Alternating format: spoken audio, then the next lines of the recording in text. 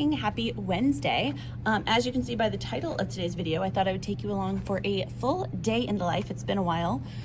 It is currently Wednesday, October 29th. We are in the middle of, it's Halloween week coming up, Halloween on Friday.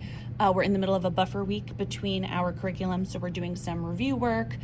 So you'll see, I will kind of take you along the day and tell you what we are teaching, so you can see what we're up to in first grade.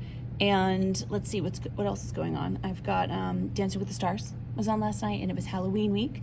I will say I usually love Halloween week, and I thought it was great, but I think last week's week was Wicked week, and that was like so good for me that I think the Halloween week was a little bit lackluster. My tops right now are definitely Whitney. Love it. I also love Whitney and Robert. So Whitney and Mark, Whitney and Robert, those are like my top two. Loving Dylan, Efron, and Daniela. Who are you liking? Let me know. I'm a big fandy. I do think it is time for him to go, but that's fine. I could still, last night Jen and Jan went home, and then also I'm ready for Danielle Fishel to kind of go home. To me, Danielle Fishel and Jen were like similar. I feel like they're a lot meaner to Jen, the judges, but I'm ready for them to go, and then it's gonna get real tough, which I'm excited about. We actually, last week we did, and we're gonna do it today at lunch, we did our pyramid. This is what it looked like last week. I will update it today.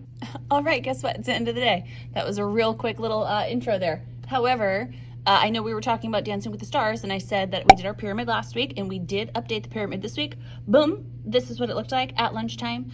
We had Alex Earl moved up to the top. Whitney we love, but we feel like she's plateauing a little bit. She's still my number one to win, like I said.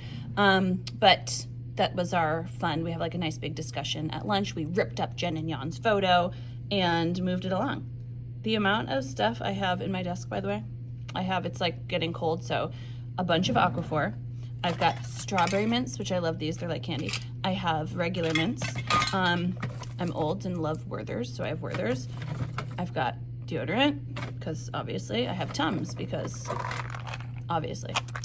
Tide pen. I have just like a random junk in here. Hand sanitizers out the wazoo, hair clips, a hairbrush.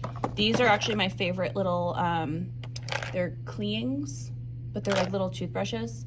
I eat a spinach feta wrap every single day for breakfast from Starbucks, and everything gets stuck in my teeth. So I use one of these every single morning. It's also nice if I have like an IEP meeting or something, and I need to freshen up myself. I have a $5 bill in here. I have tissues. I've got room spray. It's just like a junk drawer, but like of all good stuff. So I kind of like it. All right, let's dive into today. So I only checked in this morning. I didn't get to tell you anything yet. I did tell you that it's a buffer week, so we are kind of reviewing some different things. So I'm going to pull up the slides, walk you through what we did this day. Since it's the end of the day, I can already share pictures of what we did with the kids, and kind of lead you to where we're going. And then I am going to run to B-Tone, so I'm gonna go work out and then go home for some dinner and probably shower and be on our way. So let me pull up those slides. All right, we started with our regular morning. We always do just some free play, and then we have our cleanup timer at the end. Lunch choices today were chicken tenders, turkey cheese, and bagel. We had our morning meeting. So we started with alligator breathing. This is a funny one because the students get on their bellies and then they have to kind of lift up like a Superman, but their arms are straight out like a big snout of an alligator. And they have to breathe in and out. We do that three or four times. Then we did pass the squeeze. So we all held hands and passed the squeeze around as we said good morning to the person next to us. Then we did our morning message. Art was our special today. We practiced all ul and ol words, which we're going to do during our phonics block. It was Would You Rather Wednesday, of course. So would you rather be a famous author or a famous movie director? Many of my kids said author because they love reading books. And would you rather work with Santa or the Tooth Fairy for a day? Then we did our Haggerty. And then I pulled some of these review slides from 2 weeks ago, actually, because the last week we did CK. And we actually needed more review on all, ol, and ol. So we did this. So we just did our visual review, did a little auditory review. So when I'm showing the letters, everybody is just quickly saying the sound. Ah, and so on. And then we reviewed our heart words. So this is not exactly what the program actually looks like. This is a review week. So these are all the heart words we have learned so far. So we practice reading them. and then we go ahead and blend some words. So, kind, so you can see we have open syllable, closed syllable exceptions here, and then just some regular sounds with our floss rule that we throw in there. And then I had everybody get this passage. This is one of our decodable texts. It is from the story, and this one is CK, so it's something we reviewed last week. CK is relatively easy for my students, and we read most of this passage together over the last week. The last 2 lines were the only new ones. So we read it aloud, they underlined all the CKs, and they drew a picture that matched, and then they put this in their fluency folder. Then we reviewed all, ol, and ul. And then we practiced blending words, call, toll, pull. Now I don't love when we're doing this, all, ol, and ul are meant to be together. So I don't like how it says f, ah, ul. Like that doesn't make sense. We just go f, all, b, all, p, ol, pull, and put it together that way. So I could take out like this middle slide here and just make it go from here to here. P, ol, pull. I think I might try to do that next year because it bugs me, and that's not the way we do it. And then this is our spin, say, spell. So I have this in my floss rule pack, and I also have it just in my whole spin, say, spell, all the games. And so we have ball, wall, roll, and bull. For this game, students had to spin the spinner, and then player 1, player 2, they just practiced writing the word correctly. Yesterday we did read and color, which I will insert a picture here. Boop. So yesterday you can see we did this decoding game, and now today we're doing an encoding game. So we're practicing both with these tricky sounds. Ooh, it is getting dark early. I did share this before, but I really love, oh, here's spin, say, spell. This is the game we just played, but I love the structure of these and the routine of these because students just get it. All we need, I actually give them markers to make it a little bit more fun. I'll put some pictures of students playing here. And then yesterday, let me just see if I have a copy. I think I do. I must have a copy, I swear. But I also like the decoding game for my students because, here we go, I knew I had it. The decoding game right here, read and color, because again, they're doing the same thing. We're practicing the skill both ways. I want them to be able to decode the words. I want them to be able to encode the words when they hear it. I want them to know. Spin, say, spell only has 4 words. Read and color, I can do 12 words, which is a little better. So as they move along and they land, whatever they land on, they have to find it and color in the middle. So not only are they decoding it, but I need to know that they know what it means. So that's kind of our review for the week. I think I mentioned this already, but during our last buffer week, students were still really very much working on closed syllable exceptions, which was in module 1 or unit 1. And those were really tricky. So during that buffer week, we practiced those. From this module 2, the only really tricky part are those ol, ul, and ul. So it was a great time. We have like 3 days to really review that, practice that, hammer that home, if that makes sense. All right, let me show you what we did for writing. After this, when we get to the great job, we always do a Danny Go. My kids love Danny Go. So we put on a little movement break and have some fun, and then we come to the rug for writing.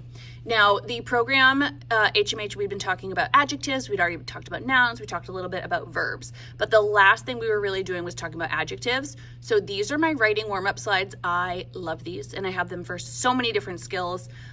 This is just the adjective portion. I'll go ahead and link all the slides below so you can see what some of the examples look like. I have like writing complete sentences, turn the fragment into a complete sentence. I have verbs, nouns, everything. But for this, I do one a day. I've done one every day this week. It says, what is an adjective you could use to describe this picture? And then on the whiteboard, I go ahead and write down just one word that they say. So we had fast, speedy, expensive, fancy, cool, red, all the words that they put. Then I asked for students to use one of those words and brainstorm a complete sentence. So we brainstormed about 3 or 4 complete sentences, and then I choose one and I write it on the board up here. Now, I have shared this before, but what I do is when we write it on the board, I really emphasize our capital letter at the beginning and our punctuation at the end. So for example, if the sentence was, my new car was really speedy, I would say, okay, I'm gonna write that sentence on the board. Let me think of how I would do that. My new car is really speedy. And then I'd have everybody repeat with the hand signals. My new car is really speedy. Boom.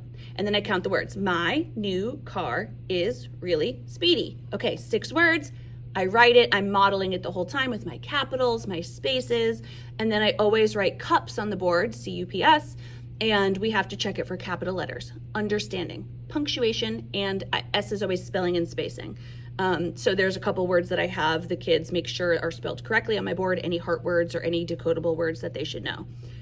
Now today, so that was one example, but today one of my students said, "Do you like my fancy car?" And they had brainstormed a question without even prompting that yet. And we haven't really taught questions yet in terms of writing different sentences with different punctuation. So this is a great time to do that. So he said, "Do you like my fancy car?" My hand signal for that, like instead of like drawing like some sort of question mark in the air or something, we just go, because you're asking a question, it needs to be answered. So, do you like my fancy car? And then we counted the words. Do you like my fancy car? 6 words, wrote it down, checked for cups. It was great. So then it's a great talk because this took about, 5-6 minutes or so. And then we went right into our spooky writing. So this is a unit, a friend or one of my colleagues found it on TPT. So I will find that and link it for you down below.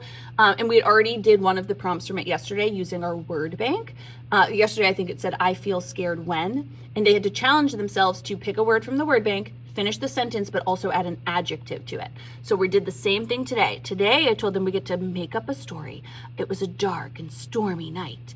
I said, "I saw a spooky ghost hiding in the dark woods."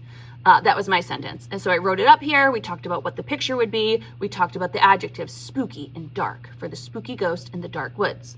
Then, of course, we brainstormed a few more. Students went and shared with one another, and then they went back to their writing, and they had 15 minutes. I found this cute little Halloween timer to go ahead and write. But it was a great little lesson, and a lot of students really challenged themselves to come up with some fun ones. After that, we had snack and recess. I've mentioned this before, but when my students come in from snack and recess, we always start with a little skip counting video.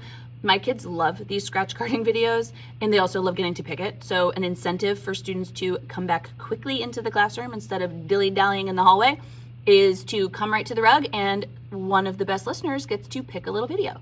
So we listened to one of these. I think today was 9s, which is a crazy one, but they like it. Then, of course, we did our digital calendar, and then we talked about fractions. So yesterday we introduced fractions. These are from my math teaching slides. They are whole group teaching slides. We talked yesterday about equal versus non-equal. So today we are doing 1/2 and 1/4, which are the 2 main fractions I want my first graders to know. Now, I'm not using all the slides here. You'll see which ones I'm not using because they go with the program, but this is how it starts. It always starts with a let's think. What fraction of pizza do each of these images show, and why do you think that? And then this is where I explicitly teach what a fraction is, part of a whole. 1/2 is that it's in 2 equal parts. 1/4 would be 4 equal parts. I tell them they don't need to know these names right here, but we do need to know that this is the number of parts, and this is how many equal parts the whole is divided into. And then instead of folding paper, because I did that yesterday, I just showed this square here. I talked about 1/2. What would it look like if I shaded 1 in? We talked about the equal pieces, and I did the same thing here for 1/4.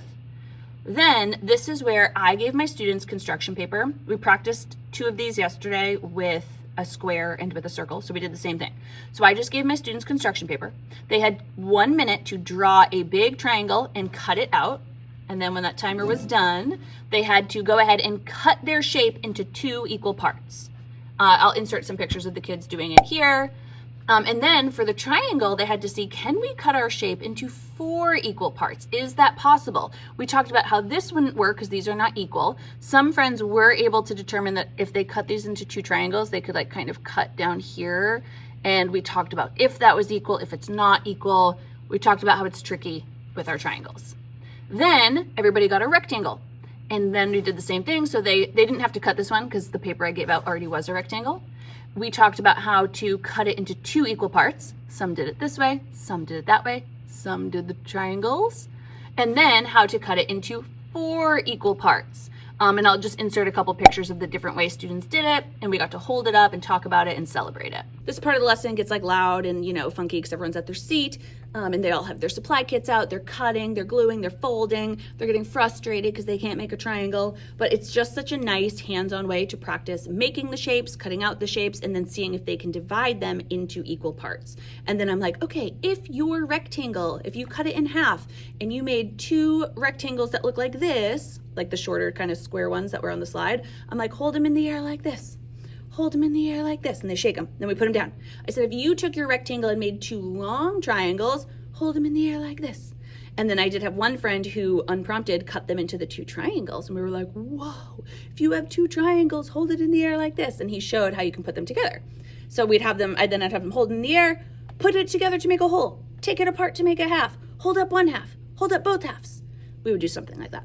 And then same thing when they cut it into fourths. Same thing, I had to see it on their desk. I had them hold it up, all the different ways they made it, put it together, take it apart, fractions, fractions, fractions.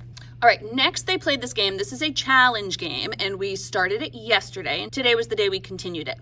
So it's called Fraction This. I'm gonna try to get a little closer here.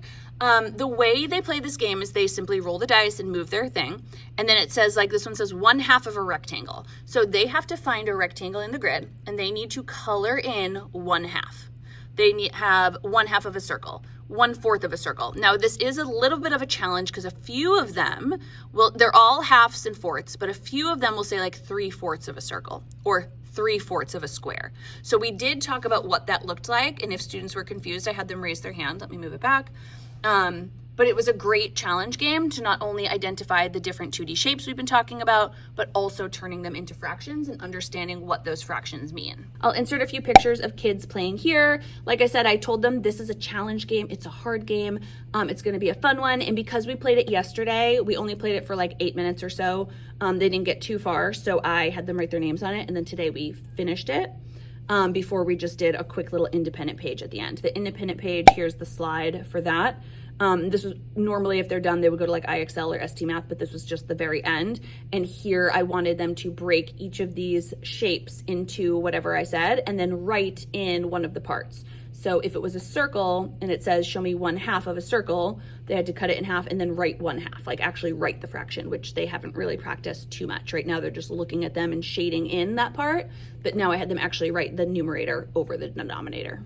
All right, and then at the very end, back to my slide, at the very end, we just did which fraction is bigger, 1/2 or 1/4? And by the end of the lesson, students absolutely knew the answer to that question.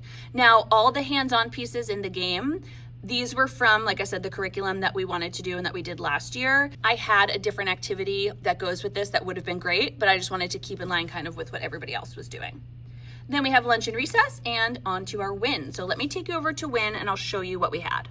My win stations, you know, I keep over here. So for independent work, let's look at our packet for this week. Again, all ol and ol. No, all ol and ol. I added these to a lot of my different phonics activities.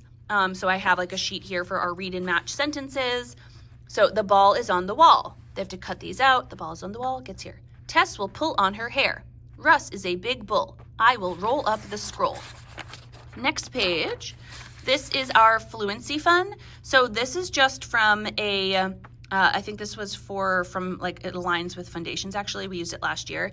I just wanted students to read it 2 times. So get the ball, get the ball. And then they would color it in yellow. Call your pup, color it in. She will shop, she will shop.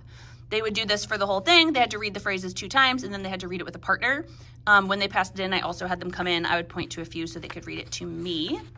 And then just tallying some shapes. So here they would count up all the triangles, show me with tally marks, circles, squares, rectangles, and pentagons.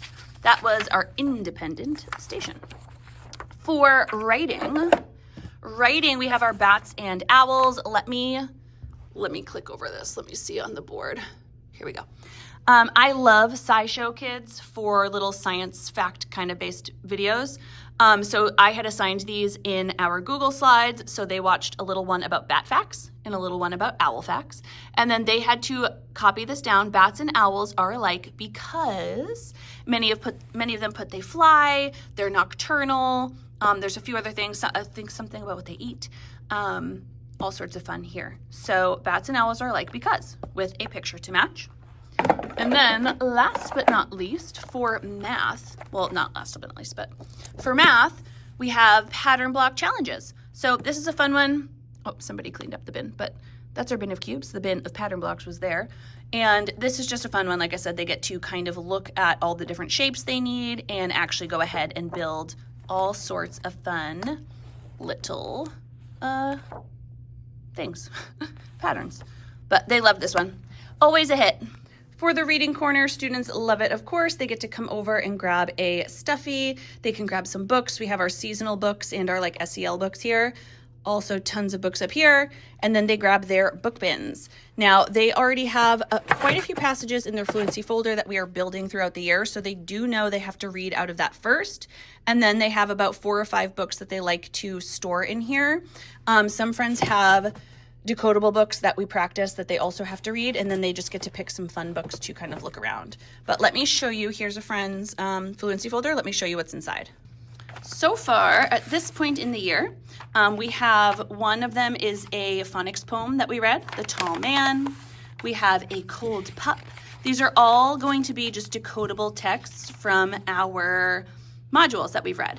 So lots of different passages and different decodable things that they can read. This helps a lot of my readers just feel really successful. So they need to pick some and then they need to go ahead and read it before they read other books from their book. This is the one that we just did this morning and they already put it in. Head put on his red socks. I love your socks, Duck said. All the CKs in here. And of course, during when I am pulling students back, we're doing reading groups, doing all sorts of fun stuff like that. And then they went to specials. Let me see. Specials today, I already forget, was art. All right, when we came back from art, it was like reading time. So we are reading The Good, the Bad, and the Spooky with Bad Seed. So we just enjoyed that book. I'm just reading Halloween fun books. Yesterday we read Bonaparte Falls Apart. So today we read this one, and then they just had to write their favorite part of Halloween is. So they wrote it down with a little picture to match. And then we went right to our reading centers, which is just Lexia. This is a little seesaw activity that I created. They have to erase the glue and then read the words. So these are all glued sounds like all, an, and am. So they would read it and record themselves reading the words. And then when they're done with that, they go to Epic. And then very last but not least, we are on to our science. So we are doing mystery science.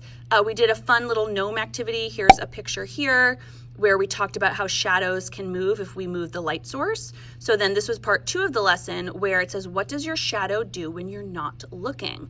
And it talks about where the sun is and how that affects your shadows. So a little bit of a marathon of a day. It does feel like we get a lot done. I do feel like we're boom, boom, boom. We get some fun stuff done. We get to play some games.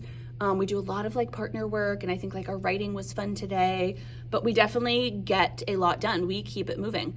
But yeah, that was our day. I am going to get my stuff all ready. I'm going to go to my workout class, and then I will check in with you a little bit later. A couple things I wanted to show you real quick though. I want to show you because we did we did Spookly the pumpkin on Monday. Monday we kind of had like a pumpkin day. Which again, it's like a buffer week. We get to insert some fun stuff. So here's our little Spookly chart where we talked about adjectives and we described Spookly. We made these little, can you see them up here? Oh yeah. We made these fun little shape pumpkin crafts. So they each got a different shape. They had to put together their little pumpkin and fill out how many shapes were inside each one. They got to take home little pumpkins. We had a little like pumpkin patch that PTO had bought pumpkins for most of the kids. So they got to take those home. What else did we do? Oh, we did this fun game here.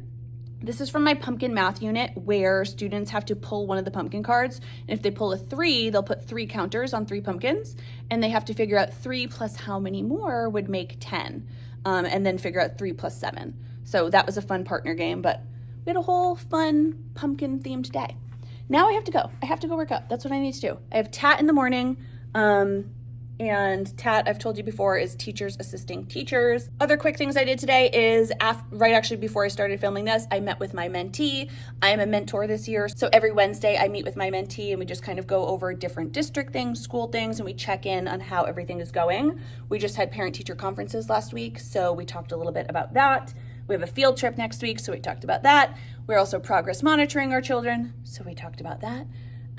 During planning time today was our common planning. So all the first grade team met together and we planned for next week, looking into module 3 and seeing what's coming up.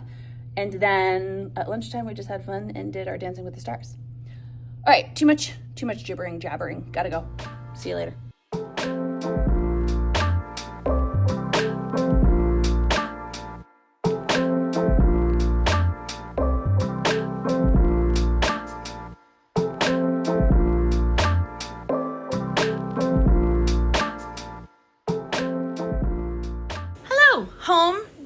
been eaten.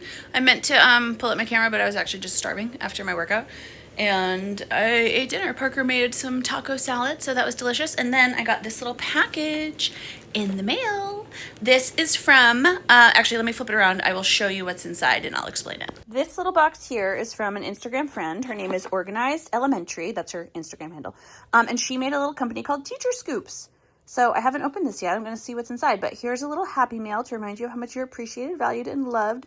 Keep spreading all the joy and positivity. We need it. That's so cute. Oh, all these adorable little stickers. Let's see what's inside. Love this ribbon. This is adorable. Love to teach. So it's basically like a little teacher curated kit. Oh yeah, I need 2 hands real quick. Okay. It's basically a little teacher curated kit of goodies that teachers will love. Look at this like pencil pen. So cute. What do we have here? Hand cream. Love. I love a claw clip. Look at this. Teacher claw clip. Definitely going to add this to my drawer at school. I have to lay this out. Let me see. Move this out of the way. Pen I already got. What else do we have? Okay, how fun is this? This little paper clip. It's a pencil. Is this floss? Oh, I thought this was floss, which I also would have loved, but it's a superstar stamp. Love. Adorable. Oh, a little keychain for my cards and keys for school. We have some pens here. Gel pens. Love. Let's see. Cute little heart. Oh, it's like a little... Oh, this is like a book, right? Don't you put these on the book? Edges of a book.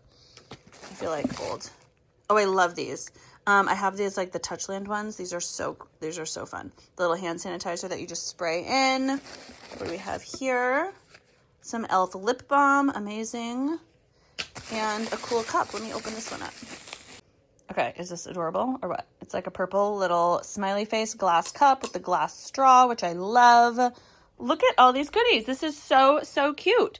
Yeah, it's called Teacher Scoops. I will go ahead and link it down below in the description, and I'll link both of her Instagrams. So I think she made a new one for her company, Teacher Scoops, and then she also has hers, which she shares different ideas. So cute. All right, now I need to hop in the shower and get ready for bed.